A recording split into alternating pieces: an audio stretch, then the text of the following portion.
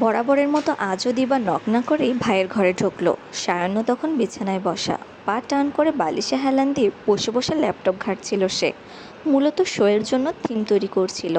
হাতের নাগালে bedside table থাকা সত্ত্বেও ধোয়া ওঠা কফির মগটা ও বিছানাতেই রেখেছে। ভাইয়ের এই কাজ পরিচিত দিবার। মনে মনে প্রতিবার ও চায় উপচে পড়া কফির মগের সবটুকু কফি পড়ে গিয়ে সায়াহ্নর বিছানা ভাসিয়ে দিক, কিন্তু কি করে যেন কোনোবারই তা ঘটে না। ওর ঘরে প্রবেশ করা নিয়ে ভাইয়ের কোনো হেলদোল নেই দেখে এগিয়ে আসলো দিবা। বলল, অভ্রর সাথে কথা হয়েছে তোর? সায়াহ্ন দৃষ্টি তুলল। গলায় ঝোলানো স্কার্ফের কোণা ধরে দিবা ওর দিকে চেয়ে আছে। একটা শয়তানি হাসি দিল সায়াহ্ন, পুনরায় কিবোর্ডে হাত চালিয়ে বলল, এমন একটা ভাব করছিস যেন তুই কিছুই জানিস না। দিবা থতমত খেয়ে যায়। কথা তো ওর হয়েছে অভ্রর সাথে, কিন্তু ভাইয়ের সাথেও কথা হওয়া জরুরি। কেননা দুজনের মাঝে কে কথা হয়েছে অভ্র ওকে তা বলেনি। হাতের ওড়না ছেড়ে দিল দিবা। একটু এদিক ওদিক তাকিয়ে গলা ছেড়ে বলল, তো কি কথা হলো তোদের? অভ্র বলেনি তোকে? না। সায়াহ্ন আরও এক পলক দেখে নিল বোনকে। দিবা না বললেও ও জানে অভ্র ওকে কিছুই বলেনি, বলবে না। ও আবারও ল্যাপটপ স্ক্রিনে দৃষ্টি জমাতেই দিবা অধৈর্য হয়ে পড়ল। আরও 2 পা এগিয়ে ভাইকে বলল, বল না কি কথা হলো তোদের? কি বলেছিস তুই অভ্রকে? যাই বলে থাকে, নান অফ ইয়োর বিজনেস। তাহলে কার বিজনেস? বাবা না জানা অবধি আমার বিজনেস। দিবার বলার কিছু ছিল না। সায়াহ্ন হামিদ একবার যখন না বলেছে, তাহলে দুনিয়া উল্টে গেলেও সেটা আর ওর মুখ দিয়ে বের করা যাবে না। দিবা গাল ফুলিয়ে রুম থেকে বেরিয়ে আসছিল, কিন্তু দরজার কাছে গিয়ে কিছু একটা ভেবে দাঁড়িয়ে গেল ও। পেছন ফিরে সূক্ষ্ম চাহনিতে ভাইকে প্রশ্ন করলো, ভাই দাওয়ে, তোর বিজনেসে সাজাবো এলো কেন? চোখ তুলল সায়াহ্ন, দুদণ্ড নীরবে চেয়ে রইল বোনের দিকে। ও জানে আর কিছু না বললেও সাজকে বলার বিষয় এটা অভ্র দিবাকে কেন বলেছে, কারণ দিবার এই প্রশ্নটা অভ্র নিজেরও। সায়াহ্নকে চুপ দেখে ভ্রু কুঁচকায় দিবা। ভাইকে চেনেও, সোজা সাপটা জবাব দিতে সেকেন্ডও লাগে না তার। এই প্রথমবার ওর মনে হলো ওর ভাই জবাব দিতে সময় নিচ্ছে, তাই পুনরায় জিজ্ঞেস করলো, কিছু জিজ্ঞেস করলাম তোকে, অভ্রকে সাজাবুকে সবটা বলতে বলেছিস কেন? আপুকে এসব জানানোর কি দরকার ছিল? যাতে ছোট ভাইয়ের কীর্তি মাশফিক তালুকদারের কানে গেলে তালুকদার নিবাসের কেউ একজন ওকে বাঁচিয়ে নিতে পারে। সায়াহ্নর প্রতি উত্তর নিশানা বরাবর ছিল। দিবার এবারে সাজকে সবটা জানানোর কারণ বুঝে আসে। ভাইয়ের দূরদর্শিতা সম্পর্কে আগে থেকেই আন্দাজ ছিল ওর, কিন্তু ও কখনোই সায়াহ্নর প্রশংসা করেনি। আজও প্রশংসা ওর মুখ দিয়ে বেরোলো না। ঘুরিয়ে ফিরিয়ে বলল, যতটা ভেবেছিলাম ততটাও গাধা তুই নস, কিন্তু আমি তোকে যতটা ভাবি তুই তার চেয়েও বড় গাধি, দুনিয়ার একমাত্র মাইনাস আইকিউর প্রাণী। Please get out and favour me, disturb হচ্ছে আমি। মুখ ভেঙচিয়ে চলে গেল দিবা। নিরাগ্রহে বোনের চলে যাওয়াও দেখল সায়াহ্ন। ও চোখের আড়াল হলে আবারও ল্যাপটপে মনোযোগ দেওয়ার চেষ্টা করলো, কিন্তু 4-5টা অক্ষরে ট্যাপ করার পরপরই ওর আঙুলের গতি কমে যায়। সায়াহ্ন পুনরায় চেষ্টা করে দ্রুত টাইপ করার, কিন্তু পারে না। ধপ করে ও এবার ল্যাপটপটাই বন্ধ করে ফেলল। বুঝে গেল ওর মনোযোগ শেষ, ওর দ্বারা এই মুহূর্তে আর কাজ করা হবে না। হুবহু দিবার বলা কথাটাই ফলেছে এখন। সত্যি সায়াহ্নর বিজনেসে স্বাদ চলে এসেছে। জ্ঞান ফেরার পর সবার আগে আসিফকে চোখে পড়ে রুবির। সাদা তোয়ালেতে মোড়ানো কোনো এক পুতুল কোলে নিয়ে সে একদম ওর সামনেই দাঁড়িয়ে। ওকে চোখ মেলতে দেখে আসিফ হাসি দিল একটা, নরম স্বরে বলল, এখন কেমন আছো? বেটার। ঘাড় ঘুরিয়ে রুবি কেবিনে উপস্থিত সাজকে দেখল। কিছুটা দূরে দাঁড়ানো সাজের পরনে হালকা বেগুনি রঙের লম্বা কামিজ, সাদা স্কার্ট, সাদা ওড়না। উকিঝুঁকি দিয়ে বাচ্চাকে দেখছে সে। ওর চোখের তারারা এত বেশি উজ্জ্বল দেখাচ্ছে যেন দুনিয়ার সব আগ্রহ উল্লাস ওই 2 চোখে জমা। হবেই বা না কেন? গত 8.5 মাসে এই সুখের জন্যই তো কত জল্পনা কল্পনা করেছে ও। সাজ ইশারায় রুবিকে বোঝালো, ভয় পেও না বৌমা, সব ঠিক আছে। রুবি বুঝল না সাজের ইশারা, তবে ও ভয় পেয়েছিল, প্রাণ ভয়, এবং সেটা নিজের না, ওর ভেতরে পরিপক্ক হওয়া ছোট্ট প্রাণটার ভয়। গতরাতে ওয়াশরুমের সামনে পাপোশে পিছলে পড়ে গিয়েছিল ও। তীব্র ব্যথা নিয়ে সে সময় রুবির ব্যাস এটাই মনে হয়েছিল, ও মারা গেলে যাক, কিন্তু ওর বাচ্চাটার যেন কিছু না হয়। ওপরওয়ালা বরাবরের মতো এবারও ওর দোয়া শুনেছে, অশেষ রহমত ঢেলে দিয়ে বাঁচিয়ে নিয়েছে দুজনকেই। সাজ বাচ্চার দিকে এগোচ্ছিল, তখনই রুবি কোনো রকমে আড়ষ্টতা ছাড়াই বলে উঠল, সাজ, সুজিকে ধরে আসছো না তুমি? সাজ কিছুটা অপ্রস্তুত হয়ে চাচির দিকে তাকালো। আসিফ মেয়েকে কোলে দুলাতে দুলাতে আগে এক পলক সাজকে দেখলো, তারপর স্ত্রীকে বলল, তোমাকে হসপিটালাইজড করার পর সাজ এখান থেকে এক চুলও নড়েনি, ও সুজিকে পাবে কোথায়? স্বামীর কাছ থেকে সাজের পক্ষে কথা আশা করেছিল রবি, তাই কিছু বলল না ও। সাজ এইসব কানেই তুলল না, ওর চোখ ছিল বাচ্চাটার দিকে। তাকে নড়চড় করতে দেখে ইশারায় চাচাকে শান্ত হতে বলল ও। সকালবেলা ওই বাবা মাকে ঠেলে ঠেলে বাসায় পাঠিয়েছে। রবি আর ওর বাচ্চাকে নিয়ে আতঙ্কে ছিল প্রত্যেকে। চিন্তায় চিন্তায় সারা রাত জাগার পর তাদের একটু আগে নিয়ে গেছে মাশফিক। ফ্রেশ হয়ে একেবারে অফিসের জন্য বেরোবে ও। আপাতত হাসপাতালে শুধু ও আর আসিফই ছিল। রুবি ক্লান্ত, তবে স্বস্তি ভরা চোখে ও কেবল স্বামী সন্তানকে দেখছিল। এক পর্যায়ে বলল, নাম কি রেখেছো আসিফ? নাম? আমি তো নাম রাখিনি কোনো। কী রে সাজ, বোনের নাম কি রেখেছিস?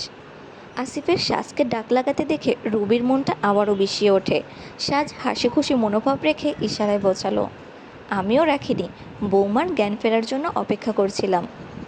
তো এখন তো তোর বৌমার জ্ঞান ফিরেছে, দুজনে আলোচনায় একটা নাম দে আমার মেয়ের।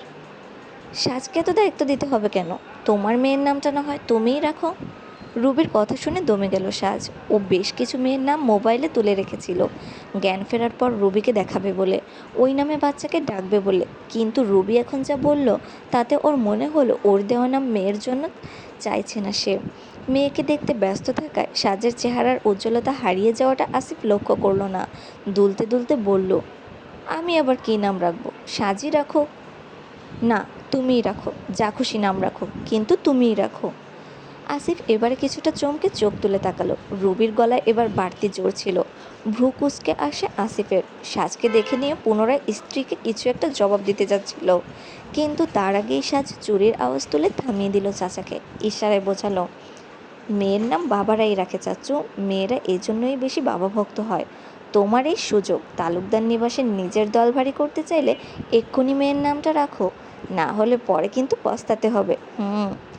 আসিফ চিন্তায় পড়ে যায়। ঠোঁট কামড়ে কিছুটা সময় ভেবেচিন্তে বলল, তালুকদার নিবাসে দুই মাত্র মেয়ে এটা, ও বাসায় স্বাস্থ্য আছে, তাহলে ওর নাম দিন রাখি, দিবা। না। রীতিমতো আঁতকে উঠে কেবিনের দরজায় তাকালো সবাই। ব্যাগ কাঁধে করে সেখানে অভ্র দাঁড়ানো, ঘাড় কাঁপিয়ে এই নাটা ওই বলেছে। অবশ্য বলবে নাই বা কেন? যেই দিবা নামের মেয়েকে বউ বানাবে বলে এত সব কিছু, সেই নামকে কি করে বোনের নাম হতে দেবে ও? সাজ একটা ছোট্ট শ্বাস ফেলে মাথা দোলালো। আর কেউ না বুঝলেও ও তো জানে, চাচাতো বোনের নাম দিবা হলে অভ্রর ঠিক কোথায় সমস্যা। রুবি কিছুটা অবাক হয়ে বলল, কি ব্যাপার অভ্র, কি সমস্যা? ওর নাম দিবা রাখা যাবে না বৌমা। আসিফ ভ্রুকুটি করে চেয়েছিল ভাতিজার দিকে। অভ্রের গলার জোরটা বেশি রেখে অবাক হয়েছিল সেও। বলল, কেন? দিবা তো সুন্দর নাম। না, ও নাম মানাবে না ওকে, অন্য নাম রাখো তো চাচ্ছ। কিন্তু এই নামে কি সমস্যা? অভ্র দূরে দাঁড়িয়েই অসহায়ের মতো করে চাচির দিকে চেয়ে রইল। আর রবির হয়তো ওর অসহায়ত্ব সহ্য হলো না। নিজেকে সামলে ও বলল, আচ্ছা বেশ বেশ, তুমি নাম সাজেস্ট করো বেবির, তোমার চাচ্চু চুজ করে নেবে, ওকে। মাথা দুলালো অভ্র, তারপর বোনের দিকে তাকালো আর চোখে। ওর ভঙ্গি দেখে ঠোঁট টিপে হাসি আটকালো সাজ। চুপিসারে হাতের ফোনটা পেছনে ভাইয়ের দিকে বাড়িয়ে দিল। অভ্র দেখল সেখানে বেশ কয়েকটা নাম। রুবির থেকে লুকিয়ে সেই নামগুলো আসিফকে পড়ে শোনালো ও। আসিফ সবগুলো নাম শুনে মেয়ের কপালে চুমু দিল একটা, নাকে নাক ঘষে দিয়ে বলল, আহি। চোখ বন্ধ করে একটা বড়সড় দম নিল অভ্র। অল্পের জন্য কেলো থেকে বেঁচে গেছে ও। দিবারা এই এলাকায় আসার পর থেকে, উল্লেখ করে বলতে গেলে সায়ান্ন হামিদের এই এলাকায় পা রাখার পর থেকে একের পর এক কেলো ঘটেছে ওর জীবনে। যতবারই ওর মনে হচ্ছে আর নেওয়া যাচ্ছে না, ঠিক তার পরের বারই নতুন নাটক হাজির হচ্ছে ওদের জীবনে। অভ্রর ভাবনার মাঝে মিসেস মোশাররফ আর মাশফিক কেবিনে ঢোকে। রুবি দেখেই বুঝল মিসেস মোশাররফের হাতে খাবারের ব্যাগ। তিনি এসে আলতো হাতে রুবির মাথায় হাত বোলালেন, বোঝাতে লাগলেন সব ঠিক আছে। মাশফিক এগিয়ে আগে বাচ্চাকে দেখে নিল, তারপর রুবির খোঁজ নিল। সাজ গিয়ে ইশারায় অভ্রকে শোধালো, সুজিকে এখানে কেন এনেছিস? আমরা সব এখানে, বাবা অফিসে, তালুকদার নিবাস খালি একদম। তোর এটাকে ওখানে একা রেখে আসলে কেয়ামত ঘটিয়ে ফেলতো না। ভাইয়ের যুক্তি শুনে মাথা দোলালো সাজ। মিসেস মোশাররফ ওকে উদ্দেশ্য করে বললেন, সাজ, অনেক থেকেছিস বৌমার কাছে, এবার বাসায় যা তুই, ফ্রেশ হয়ে রেস্ট নে আগে, আমি আছি এখানে। হ্যাঁ, আমি গাড়িতে তুলে দিচ্ছি, অভ্রর সাথে বাসায় ফের তুই। না সূচক ইশারার জন্য প্রস্তুত ছিল সাজ, কিন্তু তার আগেই মাসফিক থামিয়ে দিয়েছিল ওকে। কথা বাড়ানোর সুযোগ পেল না সাজ। বাচ্চাকে আরেক দফা আদর করে হাসপাতাল থেকে দুই ভাইয়ের সাথে বেরিয়ে আসলো। বাইরে এসে অভ্রর ব্যাগ থেকে বের করে সাজ সুজিকে কোলে নিল। মাসফিক রিক্সা খোঁজা বাদ দিয়ে বোনকে জিজ্ঞেস করলো, কফি খাবি? ফ্রেশ লাগবে। সাজ তাকিয়ে দেখলো রাস্তার উল্টো পাশে একটা কফি শপ। একসাথে বাইরে বেরোলেই বোনকে এইটা ওইটা খাওয়ার জন্য বলে মাসফিক। এটা সাজের জন্য নতুন না, সেই ছোট্টবেলার স্বভাব আজও ধরে রেখেছে। যদিও এখন কফির পরিবর্তে বাসায় যাওয়াটা সাজের বেশি অনুকূলে বলে মনে হলো, তবুও অভ্রর মুখের দিকে তাকিয়ে আর না করা হলো না ওর। মাথা দুলিয়ে হ্যাঁ বোঝালো সাজ। মাসফিক বোনের হাত ধরে রাস্তা পার করলো ওকে। পেছন পেছন আসলো অভ্র। মাসফিক ভেবেছিল ভাই বোনের সাথে কফি খেয়ে অফিসের উদ্দেশ্যে রওনা হবে, কিন্তু কফি শপের সামনে আসতেই ফোন বাজে ওর। বস দ্রুত যাওয়ার জন্য তাড়া দিচ্ছে। একসাথে বসে খাওয়ার উপায় ছিল না মাসফিকের।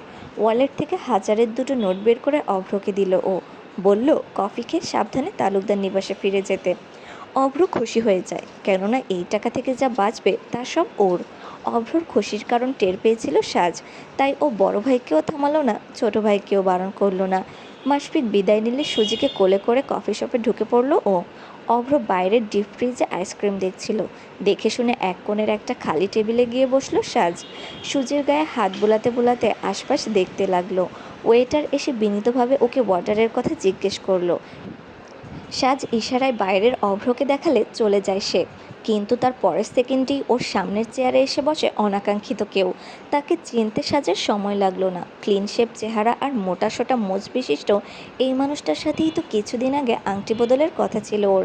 বিব্রত হয়ে দৃষ্টি সরালো সাজ। কামরুল নামের লোকটা বড়সড় একটা হাসি দিয়ে বলল, আরে সাজ, তুমি এখানে? সাজ অস্বস্তিতে ছিল, যার ফলে প্রতিউত্তর করতে পারল না। তবে কামরুলও ওর অস্বস্তি বোঝার চেষ্টাও করল না। বলল, তুমি কি এখন আমার ওপর রাগ করে আছো সেদিনের ঘটনা নিয়ে?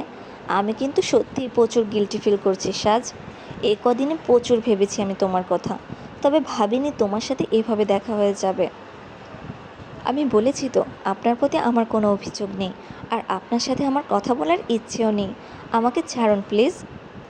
থামতে না না বললে কথা বাড়াবে, তাই মোবাইলে জবাব টাইপ করে সেটা কামরুলের সামনে তুলে ধরল সাজ। কিন্তু তা যেন কামরুলের গায়েই লাগলো না। সে আবারও বলল, কিন্তু আমি তো চাই তোমার সাথে কথা বলতে। সাজ বাইরে অভ্রর দিকে তাকালো। ও এখন আইসক্রিম নেওয়া বাদ দিয়ে ফোনে কথা বলতে শুরু করেছে। মিষ্টি মিষ্টি হাসতে হাসতে কথা বলছে কারোর সাথে। সাজের মনে হলো ওর উচিত বেরিয়ে যাওয়া। এখানে বসে থাকলে কামরুল ওকে বলতেই থাকবে বলতেই থাকবে, আর ওর এসব শোনার ইচ্ছে নেই। সে প্রয়োজনের সময় ওর জন্য বলেনি, আজ ওর তার কোনো কথা শোনার প্রয়োজন নেই। সুজিকে কোলে করে উঠে দাঁড়ালো সাজ। সাথে সাথে কামরুলও উঠে দাঁড়ালো। সাজের এক প্রকার পথ আগলে দাঁড়িয়েছে ও। সাজ বড়সড় চোখে চাইল কামরুলের দিকে। কামরুল বলল, প্লিজ যেও না, কথা শেষ করতে দাও আমাকে। আরে আরে, জংলি বিল্লি, মিয়াও মিয়াও। সাজ চমকে সামনে তাকায়। ওকে উদ্দেশ্য করেই কামরুলের পেছনের টেবিলে বসা ছেলে তিনটা হো হো করে হাসছে। সাজের গা ঘিনঘিনিয়ে উঠল। চার তালুকদারের সাথে চলাফেরা করতে গিয়ে এমন পরিস্থিতিতে আজ অবধি পড়তে হয়নি ওকে, কিন্তু আজ সাজ গুটিয়ে গেল। কফি শপের সেট আপটা এমন যে বাঁ হাত কিঞ্চিত বাড়িয়ে পথ আগলে রাখা কামরুলকে পাশ কাটানোটা সম্ভব না। আবার ওকে পাশ কাটানো মানে সামনের ছেলেগুলোর মুখোমুখি হওয়া। এবার অসহায়ত্ব নিয়ে কামরুলের দিকে তাকালো সাজ, আর সে আশেপাশের কথা পুরোদমে উপেক্ষা করে ধীরে সুস্থে বলল, আমি কিন্তু সত্যিই অনুতপ্ত। সাজ বিরক্তিতে চোখ বন্ধ করে নিল। চোখ মেলে আবারও ঘাড় উঁচিয়ে দেখল অভ্রকে। কাচের দরজার ওপারে থাকা অভ্রর কানে ওর চুরির আওয়াজ পৌঁছাবে না। এদিকে ছেলে তিনটেরও ওর দিকে তাকিয়ে সেই বিচ্ছিরি হাসি থামছে না। কামরুল এতক্ষণে সাজের বিব্রত দশা লক্ষ্য করলো হয়তো। বলল, ওদিকে কান দিও না, এইসব উচ্ছন্নে যাওয়া ছেলে পেলে এমনই। দেখো সাজ, আমি যে আমাদের সম্পর্কটা নিয়ে তুমি আরেকবার ভাবো। আমার তোমার কোনো বিষয়ে কোনো আপত্তি নেই। আর হুট করে সুজি কোল থেকে নামার জন্য উতলা হয়ে পড়ে। সাজ ওকে সামলাতেই পারল না।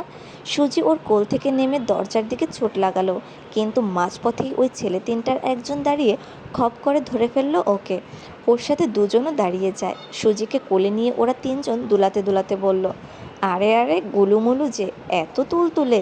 কার পুষি তুমি, হ্যাঁ কার? চরের শব্দে থমকে যায় কফি শপটা। টেবিলে টেবিলে থাকা জোড়া জোড়া চোখ নিবন্ধ হয় শব্দের উৎসের দিকে।